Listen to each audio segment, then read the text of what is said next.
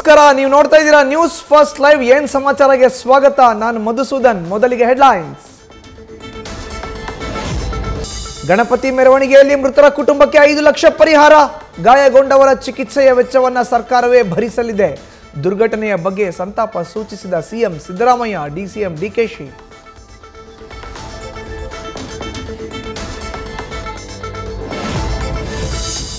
ಗಾಯಾಳುಗಳನ್ನ ಆಸ್ಪತ್ರೆಗೆ ದಾಖಲಿಸಲು ಶಾಸಕ ಎಚ್.ಡಿ. ರೇವಣ್ಣರಿಂದಲೂ ಸಹಾಯ. ಪೊಲೀಸರ ನಿರ್ಲಕ್ಷ್ಯದಿಂದಲೇ ದುರಂತವೆಂದು ಅಸಮಾಧಾನ. ಮೃತರ ಕುಟುಂಬಕ್ಕೆ 10 ರಿಂದ 15 ಲಕ್ಷ ರೂಪಾಯಿ ಪರಿಹಾರ ನೀಡಲು ಆಗ್ರಹ.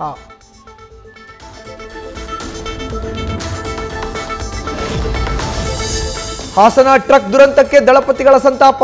ಈ ಹೃದಯ ವಿದ್ರಾವಕ ಘಟನೆ ಮನಸ್ಸಿಗೆ ತೀವ್ರ ನೋವುಂಟು ಮಾಡಿದೆ ಅಂತ ದೊಡ್ಡಗೌಡ್ರು ಪೋಸ್ಟ್. ಇದು ಅತಿ ದುರ್ದೈವದ ಘಟನೆ ಎಂದ ಎಚ್.ಡಿ. ಕುಮಾರಸ್ವಾಮಿ.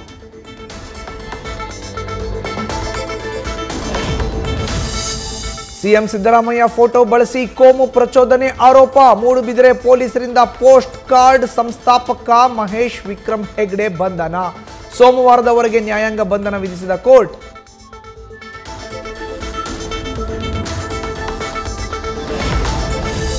ಧರ್ಮಸ್ಥಳ ಕೇಸ್ನಲ್ಲಿ ಕಾಡಿನಿಂದ ವಿಠಲ್ ಗೌಡನೇ ಬುರುಡೆ ತಂದಿದ್ದಾಗಿ ಪ್ರದೀಪ್ ಹೇಳಿಕೆ. ಬೆಳ್ತಂಗಡಿ ಕೋರ್ಟ್ನಲ್ಲಿ ವಿಠಲ್ ಗೌಡನ ಆಪ್ತ ಹೇಳಿಕೆ ದಾಖಲು. ಪ್ರದೀಪ್ನನ್ನ ಮತ್ತೆ ಕಚೇರಿಗೆ ಕರೆದುಕೊಂಡು ಹೋದ ಎಸ್ಐಟಿ ಅಧಿಕಾರಿಗಳು.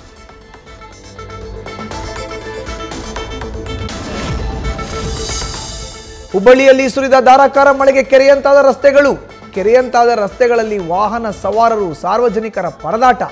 ಹಳೆ ಹುಬ್ಬಳ್ಳಿ, ವಿದ್ಯಾನಗರ ಸೇರಿ ಹಲವೆಡೆ ಜನಜೀವನ ಅಸ್ತವ್ಯಸ್ತ.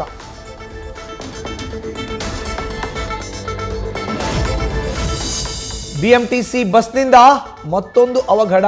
ಗೋವಿಂದರಾಜ್ ನಗರ ನಿಲ್ದಾಣದ ಬಳಿ ಎಲೆಕ್ಟ್ರಿಕ್ ಬಸ್ ಹತ್ತಿದ ಪರಿಣಾಮ ವೃದ್ಧೆಯ ಕಾಲು ಮುರಿತ. ಚಾಲಕ ನಿರ್ವಾಹಕನನ್ನ ಪೊಲೀಸರಿಗೆ ಒಪ್ಪಿಸಿ ವೃದ್ಧೆಯನ್ನ ಆಸ್ಪತ್ರೆಗೆ ಸೇರಿಸಿದ ಸ್ಥಳೀಯರು. ಟ್ರಾಫಿಕ್ ನಿಯಮ ಉಲ್ಲಂಘಿಸಿ ಸುಮಾರು 21,000 ರೂಪಾಯಿ ದಂಡ ಪಾವತಿ. ಅರ್ಧ ದಂಡ ಕಟ್ಟುವ ಯೋಜನೆ ಹಿನ್ನೆಲೆ ಧಾರವಾಡ ಸಂಚಾರಿ ಠಾಣೆಯಲ್ಲಿ ಫೈನ್ ಕಟ್ಟಿದ ವಾಸಿಂ. ಮೀಟರ್ ಗಟ್ಟಲೆ ಉದ್ದದ ಬಿಲ್ ನೋಡಿ ಬೆಸ್ತು ಬಿದ್ದ ಪೊಲೀಸ್ ಸಿಬ್ಬಂದಿ.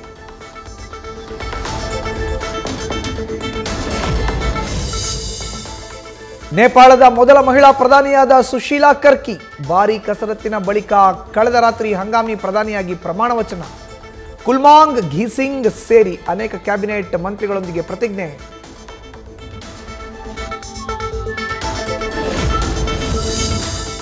ನೇಪಾಳದ ಝೆನ್ಸಿ ದಂಗೆಯಿಂದ 2,500 ಕೋಟಿ ರೂಪಾಯಿ ನಷ್ಟ.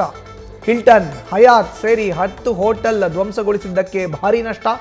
2,000ಕ್ಕೂ ಅಧಿಕ ಕಾರ್ಮಿಕರ ಹೊಟ್ಟೆಗೆ ತಣ್ಣೀರು ಬಟ್ಟೆ.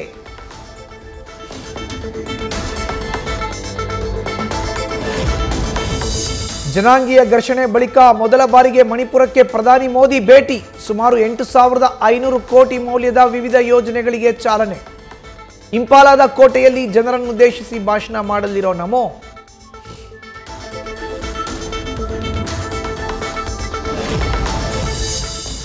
ಕುಟುಂಬ ರಾಜಕಾರಣದಲ್ಲಿ ದೇಶದಲ್ಲೇ ಕರ್ನಾಟಕಕ್ಕೆ 4ನೇ ಸ್ಥಾನ.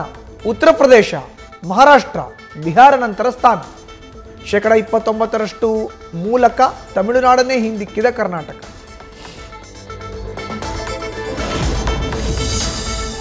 ನಾಗಾಲ್ಯಾಂಡ್ನ ಹಲವೆಡೆ ಧಾರಾಕಾರ ಮಳೆ ಹಿನ್ನೆಲೆ ಮುಂದುವರೆದ ಭೂಕುಸಿತ.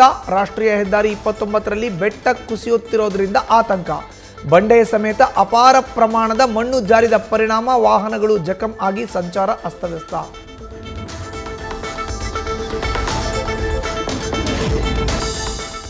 ಉತ್ತರ ಅಮೆರಿಕಾದಲ್ಲಿ ತಲೆ ಎತ್ತಿದ ಜಗತ್ತಿನ ಅತಿ ಎತ್ತರದ ಭವಾನಿ ಶಂಕರನ ಪ್ರತಿಮೆ.